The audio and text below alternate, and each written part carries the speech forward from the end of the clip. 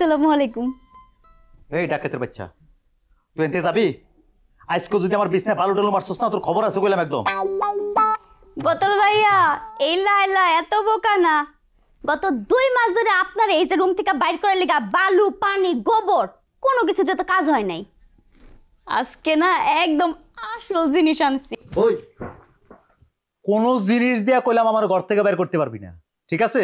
এই বকুলের যেদিনকে ইচ্ছে হইব না, ওই দিনকে বকুল দরজা খুলে ঘর থেকে বেরিয়ে যাব। তুই এখান থেকে যা কইলাম। আচ্ছা, আসল জিনিসটা প্রয়োগ করার আগে শেষবারের মতো কইতাছি, ওই যে বাংলা সিনেমার মতো বিলে গিয়া চলো সৈতুলা নৌকার ভিতরে বেয়ে দুজন রোমান্স করি। আছে না একটা ব্যাপার, ওই যে এই তোর মাথায় তো দেখি ওই যে কাঠ পিসের আমলে সিনেমা ছিল না, তার তো খারাপ বুদ্ধি, খারাপ চিন্তা ভাবনা ঘুরতেছে। তুই তো ভালো কথা, তোর বলে বিয়ে ঠিক হয়েছে? জামাই কবে এবো তোর নিতে? পাত্রপক্ষ খাইতেছে কবে? আগামী শুক্রবার জুম্মার নামাজের পর। যা, তোর কথা দিলাম, ওই দিনকে এই বাইরে হমু, বাইরে হইয়া তোর বিয়ার দাওয়াত খামু। যা এনতে যা। এখন বকুল সাহেব, আপনিও কান খুলে শুনে রাখেন, এই লাইলা যদি কাউরে বিয়া করে তাহলে বকুল রে বিয়া করব। আচ্ছা, আমার প্রস্তাবটা মনে হচ্ছে পছন্দ হয় নাই, তাহলে আপনার ফোনে একটা বিনের মিউজিক ছাড়েন। কেন এখন কি তুই বিনের সুরে নাগিন নাচ নাচবি? হ্যাঁ, এই লাইলা তো নাচবো না, আসল জিনিস যেটা নাগিন ডান্স দেয় হেই নাচবো। কি এটা আবার কি? বেশি কিছু না, তোমার লিগা ছোট্ট একটা রাসেল ভাইপারের বাচ্চা আনছি। ফাইজলামি করস, মশকরা করতেছস? তোরা কইতেছিস না যা, মাথা ব্যথা করতেছ গেলাম। যা এনতে যা, তো বাগেনতে যা। শোনো, তুমি ডরাইও না, দাঁত ভেঙে দিছি, কামড় দিব না। সাপ বিচ্ছা আমি খুব ভয় পেয়ে গেলাম, এগুলো নিয়ে আর কি করবি না। যা এনতে গা। আসো না, এত ডরা ওকে? আমি নিজেই তো কতক্ষণ ধরে এই ছোট রাসেল ভাইপারটা ধরে রাখছি, বেশি ভয় কিছু নাই। বোতল ভাইয়া,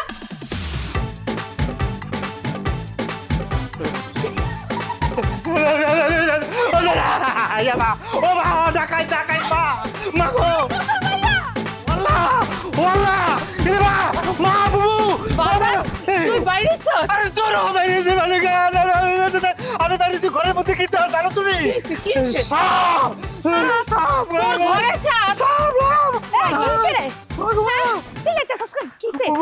আমার ঘরে সাপ, রাসেল ভাইপার। আরে রাসেল ভাইপার, রাসেল ভাইপার। তুই সিলাইতেছ কে? তোর ঘরে কি সাপ ঢুকছে নাকি? চুপ থাক। কি কইতেছ? আমি সিলাইতাম না। তুমি জানো এই সাপ কত ভয়ঙ্কর? হ্যাঁ, এই সাপ তো আমাকে পুরো গ্রাম ছড়াই যাবো। হাল্লা গো, আমি কি করুম? সব গ্রামের মানুষ তো মরে যাবো। মা, আমি কি করুম? আমি কি অন্য সাপ মাইরা আলামু? হাল্লা গো, আমি কি করলাম? এই তুই কি করলি? ওই মাইকটারে যে পাঠাইলি তো সারা গ্রাম বলে বেড়াইবো। আরে তুমি আছো তোমার বাইরে লইয়া, আমি ওরে এই তো কাল লাগিনি, এই কাল লাগিনি কান্দে করে এত বড় এক সাপ লইছে, মা ঘরের মধ্যে দিছে। Russell viper. ধরো আম্মা, তুমি আসো রাসেল ভাইপার লইয়া।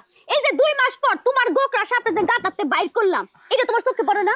হ্যাঁ মা, খুব ভালো কাজ করছো, খুব ভালো হইছে। আম্মা, তাহলে নাস্তা খাও। নাস্তা নাস্তা তোরে আমি জুতা কি করতেছ? তরকারি খাও। অন্তর রাসেল ভাইপার প্লাস্টিক এটা ছাড়ছি, আবার যদি ঘরে ঢুকো সত্যিকারের রাসেল ভাইপার ছেড়ে দিব। তোরে প্লাস্টিক দিয়ে পেঁচায় পিড়ামু আমি, চিনস তুই? স্টপ বকুল মিয়া, আমি একটা কথা বুঝি না, তোমার এত টেনশন কি এর? তুমি যে বিদেশ থেকে বোতল নিয়ে, খালি বোতল নিয়ে যে দেশে আইছো, তোমার কাছে যদি কোনো পাওনাদার টাকা যায় তুমি ডিরেক্ট কয়ে দিবা আমার বউ,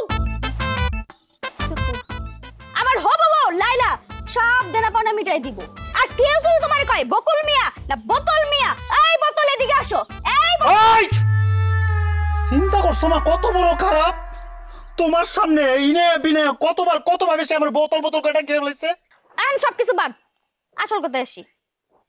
আমার দুবাই ফেরত আপন বড় ভাই বিলেনের মতো আমার বিয়া ঠিক করতেছে। তুমি মান্না স্টাইলে আমার ভাইয়ের সামনে গিয়া খাইবা, বুক চাপড়ে কইবা চৌধুরী সাহেব খামোশ, লাইলার বিয়ে ভেঙে দে শয়তান। হার মধ্যে